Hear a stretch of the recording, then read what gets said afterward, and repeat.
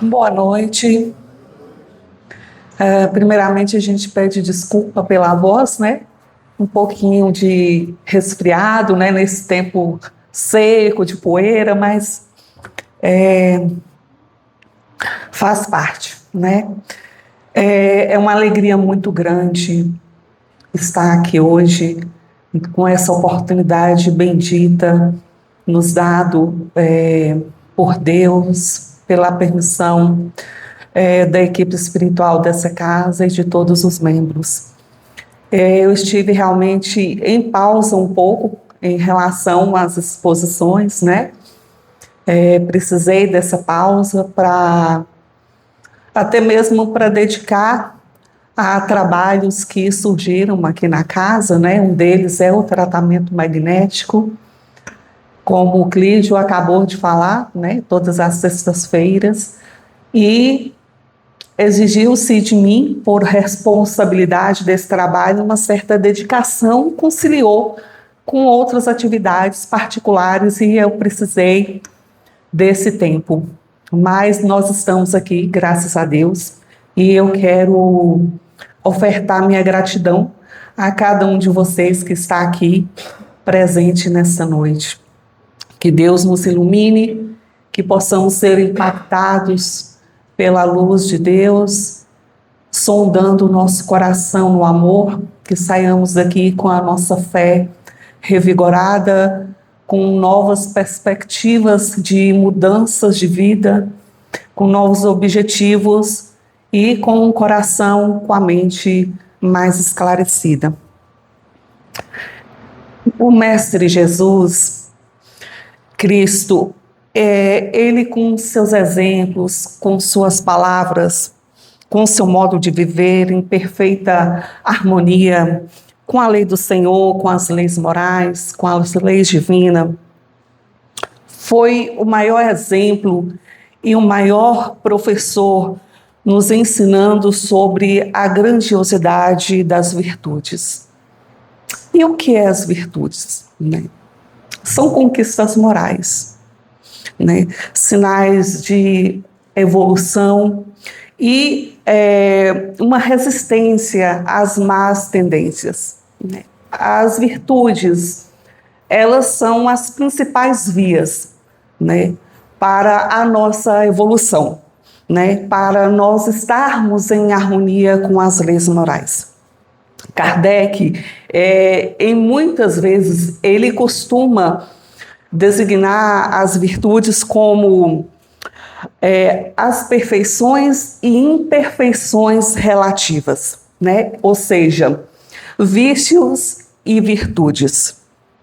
A doutrina espírita também, e nós já, pela nossa caminhada, já conseguimos ter uma noção que cada virtude é um sinal de felicidade para o espírito. E que cada vício, cada imperfeição é uma infelicidade para o espírito. Né? Mas também nós já temos essa capacidade de começarmos a entender que cada vício que trazemos conosco, cada imperfeição, ela age como algema para a nossa evolução. Ao contrário, cada perfeição é um impulso para a nossa felicidade, para a nossa evolução. Então, quanto mais vícios, mais vagarosa se torna a nossa evolução, né? Quanto mais vícios traz consigo o espírito, mais se torna difícil a sua evolução. Isso devido o espírito ainda está envolvido, né, com o velho homem, como diz Paulo, o apóstolo Paulo. Né? E já ao contrário, como eu falei, né, cada virtude já é um impulso para a nossa evolução. E diante de toda essa introdução, nós vamos falar um pouco das virtudes, mais especificamente de uma virtude, né? A virtude da humildade.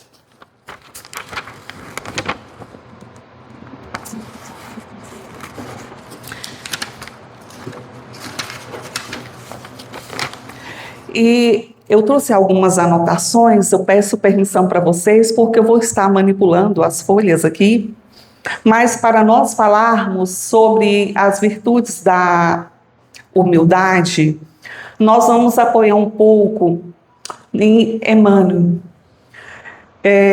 Eu coloquei aqui a foto desses 3 livros, creio eu que tem muitos outros livros que Emmanuel fala sobre a felicidade, mas especificamente no livro Mãos Unidas, né? Linha 200 e Pensamento e Vida. Emmanuel faz muitas citações sobre a humildade. Esse era também um dos desejos de Emmanuel, começar a plantar em nós essa semente da humildade. E eu achei muito relevante nós podermos colocar essas citações, esses livros, para nós podermos ter essa referência. Mas há uma passagem no Evangelho, antes de ir para o Evangelho, eu troquei os slides aqui, mas não tem problema. Eu queria fazer uma breve leitura para vocês de uma mensagem de Emmanuel que está no livro Chave Bendita. Ela vai estar no livro Linha 200, me desculpa. E eu achei assim de uma grandiosidade essa passagem. Não sei se vocês vão conseguir me acompanhar, porque a letra está bem pequenininha, né? Mas eu vou fazer a leitura e eu acho que vai dar certo. Então, Emmanuel costuma se dirigir às virtudes como chave bendita ou chave de luz. E nessa passagem ele fala assim: efetivamente, muitos são os problemas que nos assediam a existência. Dificuldades que não se esperam, tribulações que nos espancam mentalmente de imprevistos, sofrimentos que se instalam conosco, sem que lhes possam calcular a duração, desajustes que valem por dolorosos constrangimentos. Se aspiras a obter solução adequada às provas que te firmam, não te guies pela rota do desespero. Tens contigo uma chave bendita, a chave da humildade, cunhada no metal puro da paciência, perante quaisquer tropeço da estrada. Usa semelhante talento do espírito e alcançará para logo a adequação de harmonia e segurança a que lhe pretende chegar. Nada perderás, deixando falar a quem com mais autoridade do que aquela que porventura disponhas. Nunca te diminuirás por desistir de uma contenda desnecessária. Em coisa alguma te prejudicarás abraçando o silêncio de conceitos deprimentes que te sejam-lhe desfechados. Não sofrerás prejuízo em te calando nessas ou naquela questão que diga respeito exclusivamente às tuas conveniências e interesses pessoais. Grandes lucros no campo íntimo te advirão da serenidade ou da complacência com que aceites de prestígio ou preterição. Jamais te arrependerás de abençoar ao invés de reclamar, ainda mesmo em ocorrência que te amargure as horas. E a simpatia vibrará sempre em teu favor, toda vez que cedas de ti mesmo a benefício dos outros. efetuemos os investimentos valiosos de paz e felicidade, suscetíveis de serem capacitados por nós, através dos pequeninos gestos de tolerância e bondade, e o programa de trabalho a que a vida nos indique ganhar absoluta eficiência de execução. Seja na vida particular, ou porta dentro de casa, no grupo de serviço, ou a que te vinculas, ou na grande esfera social, em que se decorre a existência. Sempre te vejas beira do ressentimento ou revide, rebeldia ou desânimo.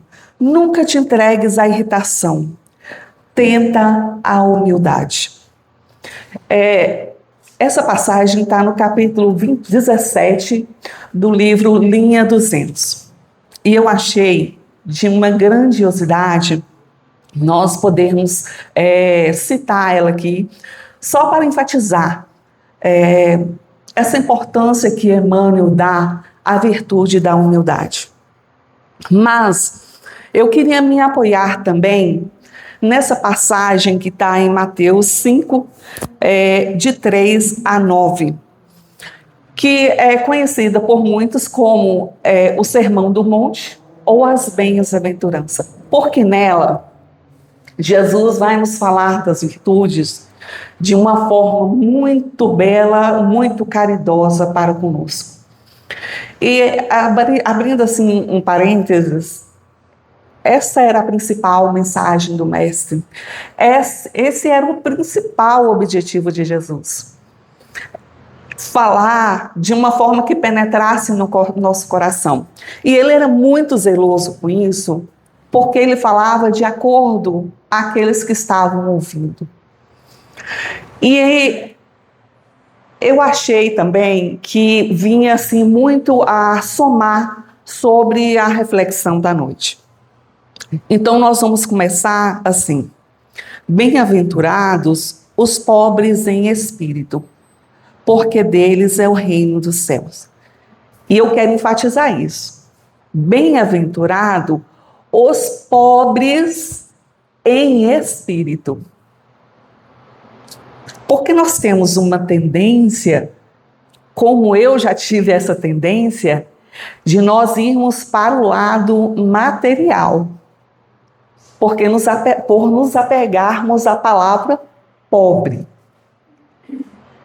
Então, bem-aventurados os pobres em espírito.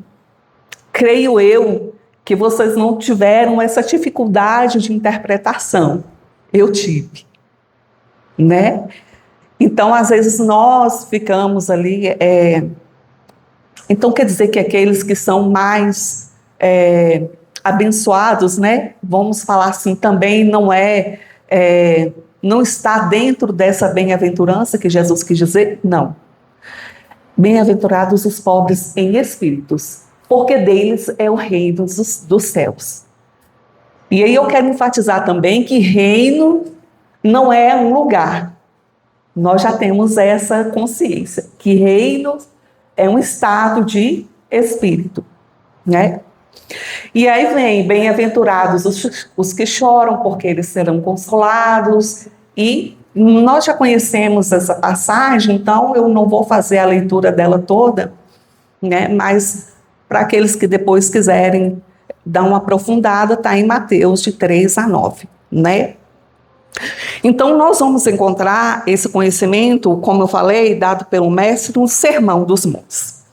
A primeira bem-aventurança que Jesus nos coloca, bem-aventurados os pobres em espírito, porque deles é o reino do céu, é a virtude da humildade, né? E ela serve como alicerce, né? Sem o qual as outras virtudes que virão depois não terão como se apoiar. Por isso eu achei tão importante nós falarmos nessa noite sobre a virtude da humildade. Olha para você ver a importância dessa virtude, né? Emmanuel fala assim, né? ela serve como alicerce, sem o qual as virtudes posteriores, como a resignação, como a mansidão, como a misericórdia, não se sustentam. Sem a humildade, essa virtude não se sustenta. Bem-aventurados os que choram, porque eles serão consolados. Essa é a virtude da resignação. Como eu vou acolher um sofrimento se eu não tenho humildade? Como eu vou acolher aquele que sofre sem a humildade? Como eu irei ser misericordiosa sem a humildade? Como eu serei mansa sem a humildade? Vocês entendem a importância dessa virtude? Que sem ela, sem essa base, não tem como nós erguermos a nossa casa?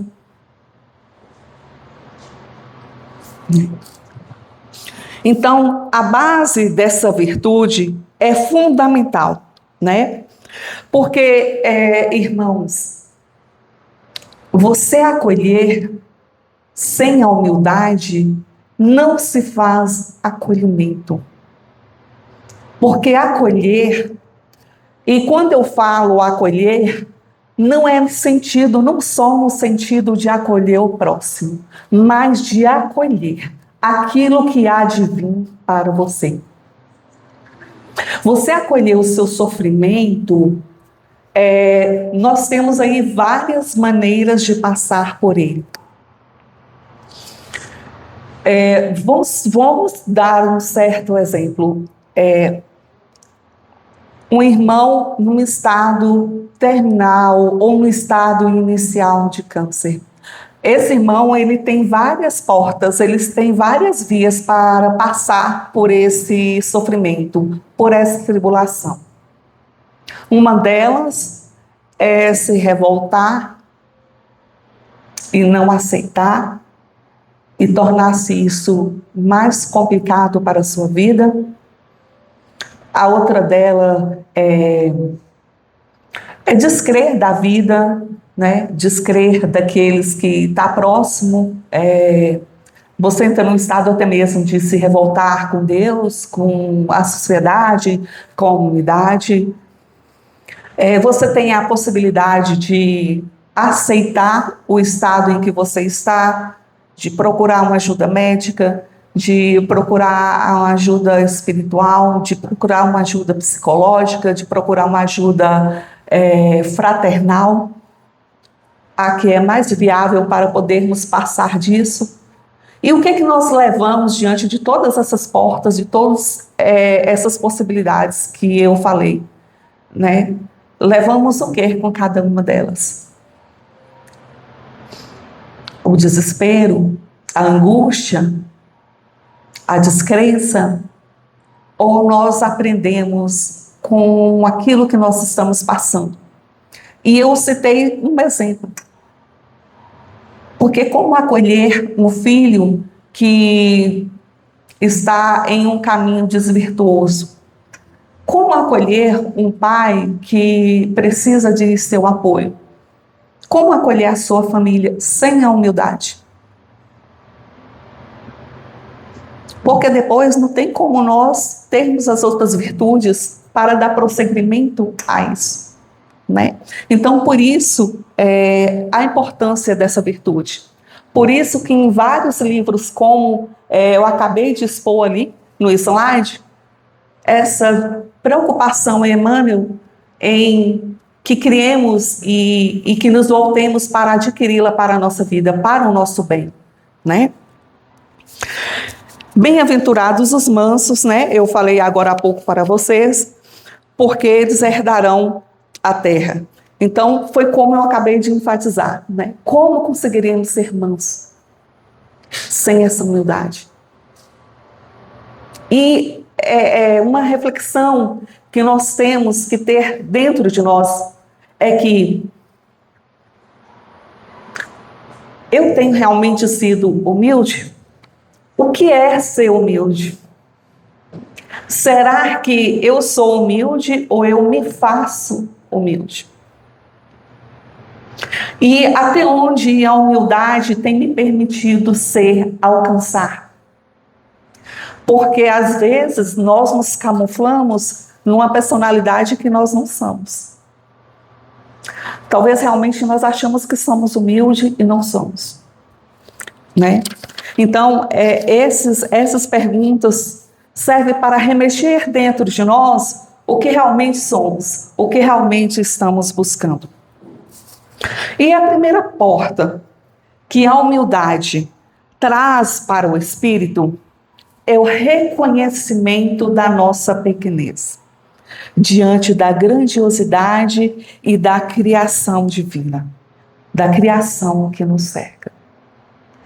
Essa é a primeira porta.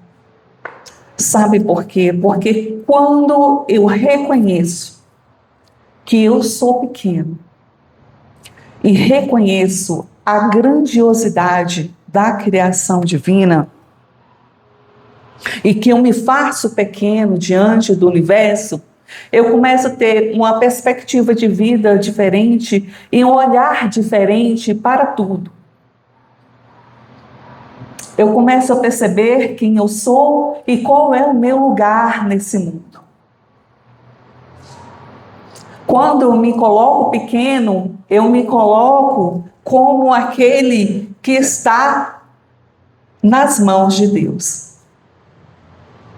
E que nada tenho. E o que eu tenho é nos dado por misericórdia para administrar.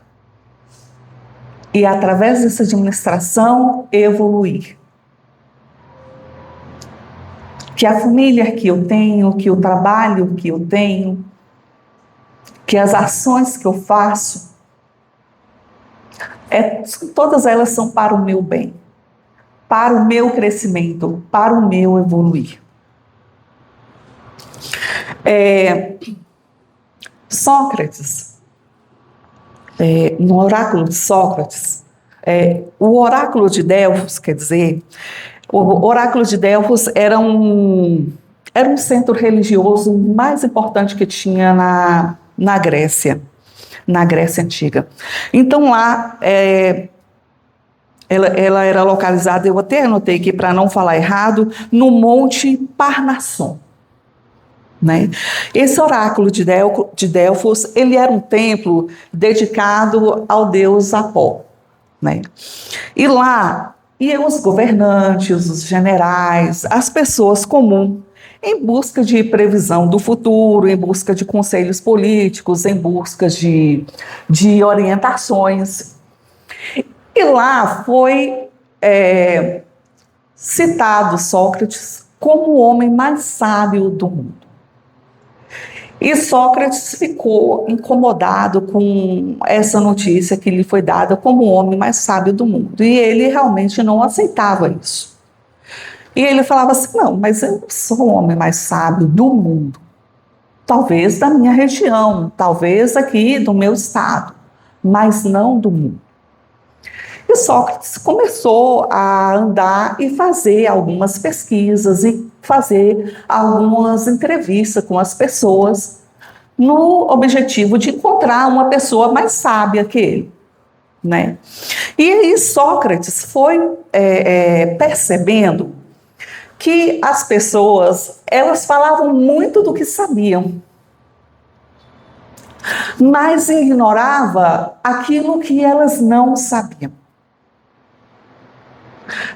E aí Sócrates foi começando a perceber, né? Ele fala assim, que aos poucos ele foi tendo consciência do quanto ele ignorava em relação a outras pessoas que se prendiam no que elas sabiam. O que Sócrates quis dizer com isso? Que as pessoas estavam estagnadas naquilo que elas sabiam e que dentro dele havia um desejo de estar sempre em busca daquilo que ele não sabia. Então Sócrates deduziu que essa é a verdadeira sabedoria, né? Sábio não é aquele que se deixa envolver pelo quanto ele já sabe, mas é aquele que busca reconhecer o quanto ele ainda não sabe, né? Por isso, aquela frase, só sei que nada sei. E eu, particularmente, eu tive essa experiência, né? Eu tive um tempinho para me dedicar, como eu falei, nos estudos, né, desse novo trabalho que a casa está exercendo. E eu tentei estudar e procurar conhecimento o máximo que eu pude desse trabalho. E eu não cheguei a 1/3 do que falta ainda. E eu falei assim, gente, parece que eu corri e parei no mesmo lugar. E aí? Nos dá um desânimo? Não. Nos dá um impulso para nós continuarmos a continuar a buscar. Porque quando nós entramos num estado de que eu já sei, eu não preciso ir mais às palestras públicas da Casa Espírita, eu não preciso mais passar pelas atividades da casa, eu não preciso mais estudar, não, eu não preciso mais procurar crescer, eu não preciso mais escutar, eu já estou bem. Nós entramos num estado de orgulho. Nós paralisamos a nossa alma, nós paralisamos o fluxo da vida, o fluir da nossa vida. Né? Então, para adquirir, né, a humildade, é necessário moldar em nós também, através de nós, novos aspectos de vida. Né? E cada novo entendimento que nós vamos tendo das leis divinas. Então, quando nós vamos adquirindo certos conhecimentos da nossa vida, é necessário que nós sempre coloquemos em prática aquilo que nós vamos adquirindo. Porque numa conversa que Jesus teve com Nicodemos, ele fala assim: ninguém pode ver o reino de Deus se não nascer de novo. E depois ele fala assim: ninguém pode entrar no reino de Deus se não nascer da água para o Espírito. E tudo que nós estamos adquirindo aqui, irmãos, nessa longa caminhada, né, entre aspas, que nós estamos tendo, enquanto encarnados, se nós não colocarmos em prática, nós entramos nesse estado de orgulho, de estagnação, de paralisação. E é necessário que nós tenhamos assim, que dar importância a isso, porque senão nós paramos mesmo.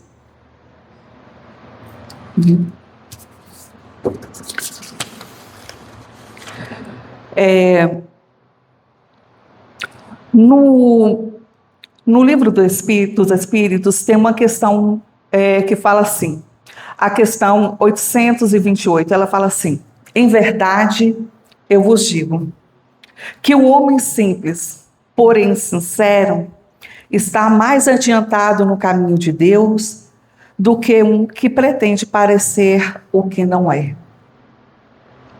E eu achei tão válida colocar essa passagem, porque o objetivo dessa reflexão de hoje é nos dar essa sacudida interior do que realmente eu tenho sido, do que realmente eu tenho buscado, do que realmente eu tenho valorizado.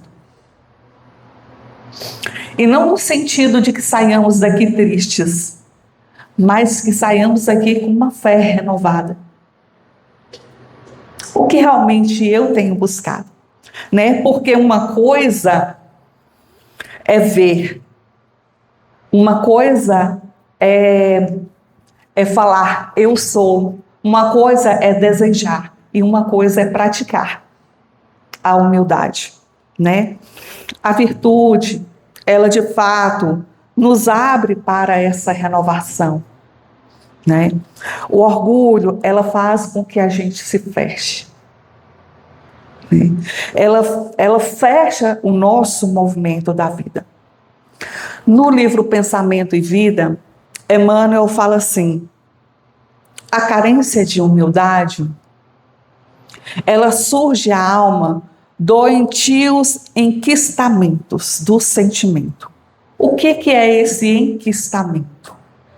É cristalização, é paralisação. Porque na ausência de humildade, começa-se a criar uma série de sentimentos adoecidos no sentimento da criatura. Ali surgirá a discórdia, o ressentimento, o desespero, a cólera, entre outras ausências, na ausência da humildade. Mas o mais sério na ausência da humildade é o conviver em sociedade, é conviver em família, é conviver em grupo social. Isso tem se tornado cada vez mais difícil. No livro Mãos Unidas, também no livro Mãos Unidas, há uma mensagem que Emmanuel nos fala assim, está no capítulo 13, e o título dessa mensagem é Estranha Crise. E lá fala que a humanidade ela tem encontrado muitas soluções para suas crises. Mas tem uma crise que tem sido muito desafiadora para a humanidade, que é a convivência em sociedade, né? E ele fala assim: olhemos, por exemplo, para os nossos fóruns. Tem sido um verdadeiro hospital para a sociedade. Isso é uma medida do quão sã ou adoecida está a sociedade. Uma sociedade que está com os tribunais abarrotados, que está cheia de demanda, é uma sociedade que não está saudável, né? Não estamos sabendo conviver.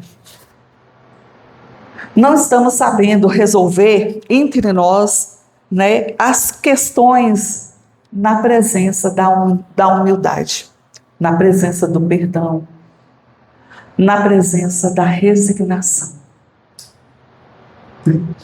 Nós estamos naquele estado, quando eu falo nós, é de uma forma geral, de que eu sou daquele que não leva o desaforo para casa. Eu sou aquele que não deixo barato. Então, aquilo que talvez nós poderíamos resolver na presença da tranquilidade, na presença da cordialidade, do respeito, torna-se algo tão grande que às vezes dura anos e que às vezes dura encarnações. Então, na ausência da humildade, converte-se a alma a uma fortaleza de ilusão. Porque nós entramos num estado de que eu sei resolver, eu me faço resolver, que nós nos iludimos achando que aqui eu resolvo tudo e que não há nada depois diante das minhas atitudes e das minhas ações, né? A alma se fecha para a realidade. Porque hoje nós temos criados, né, e eu repito, quando eu falo nós, não no sentido de acusação, mas é porque às vezes também nós entramos nessa condição de uma ignorância, de uma falta de paciência, de um egoísmo, de um egocentrismo, de um autoritarismo. E onde isso nos tem levado? Onde o meu orgulho tem me levado? onde a minha individualidade tem me levado. Mas ao contrário, onde o meu amor pelo próximo tem me levado, onde o meu amor pela minha família tem me levado. E a esperança, onde ela tem me levado? E o meu olhar de compadecimento por aqueles que sofrem, onde tem me levado?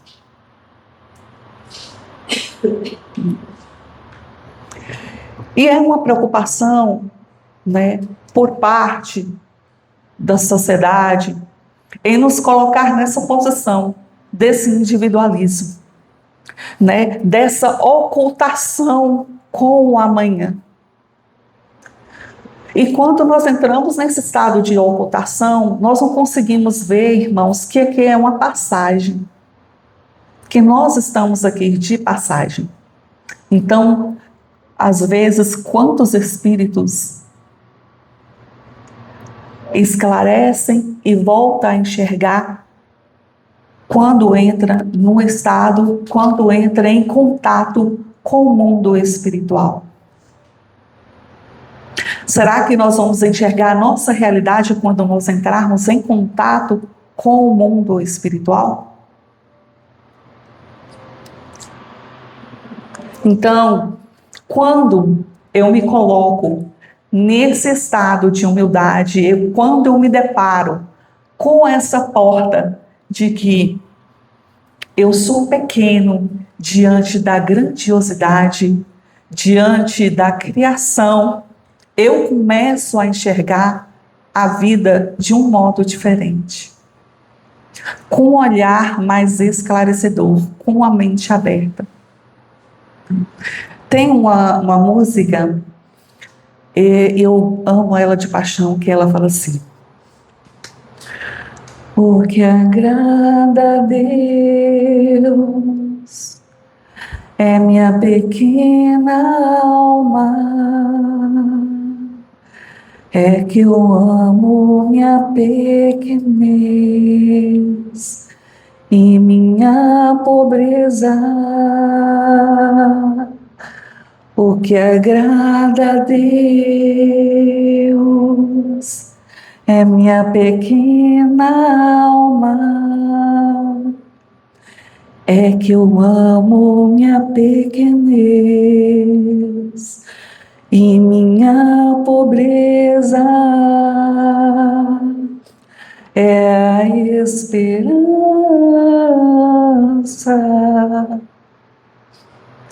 cega que tem em sua misericórdia, é a esperança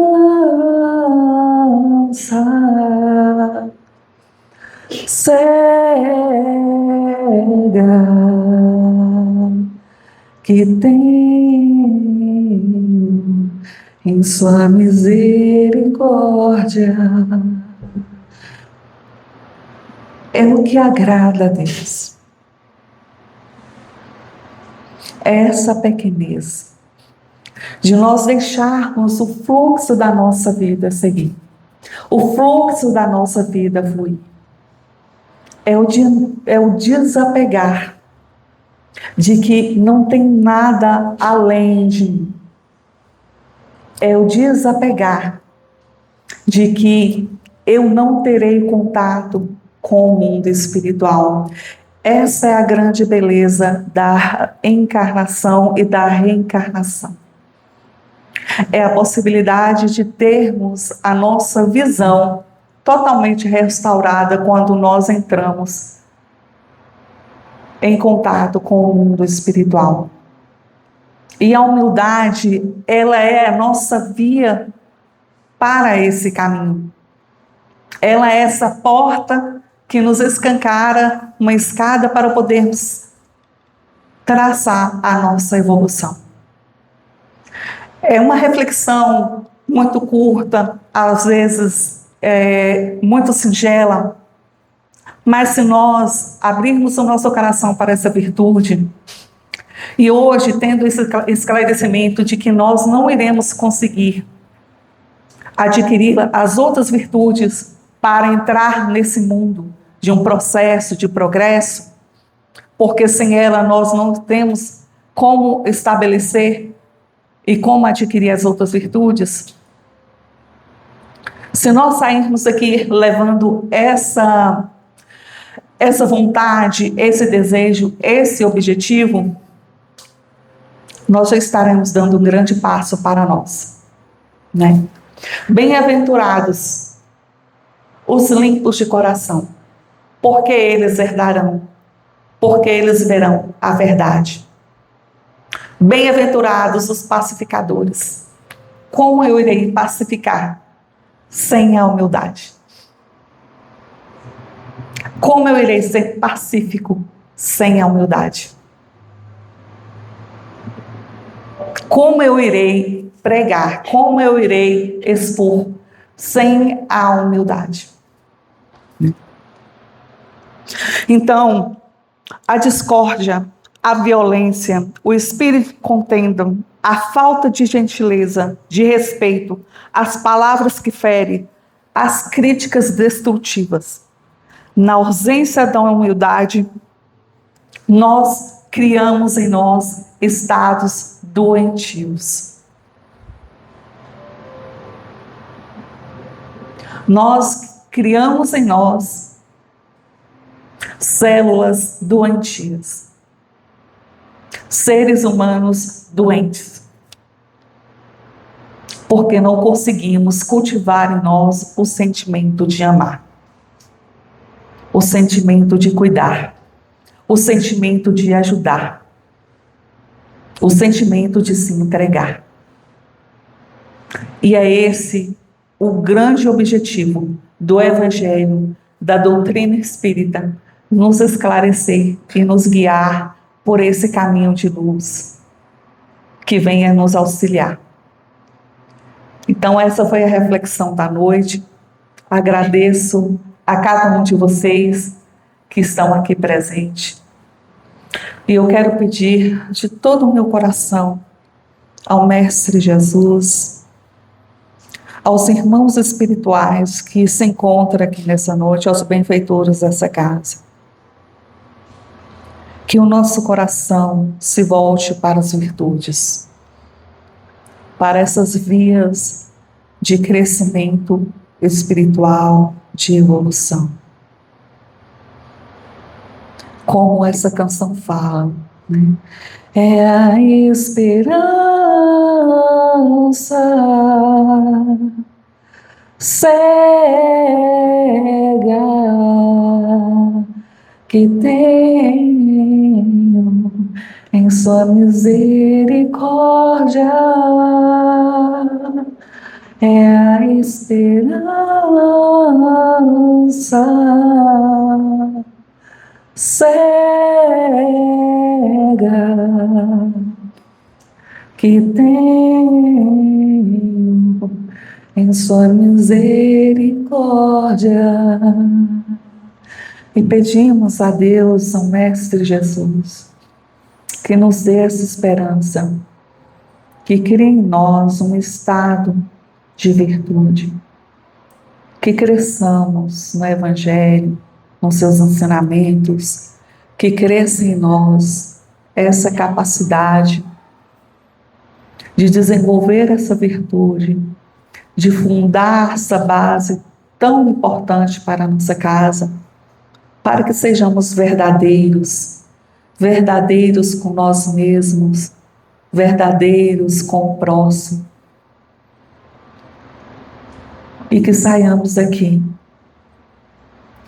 todos impactados por esse desejo de que a humildade nos conduza sempre ao caminho do bem.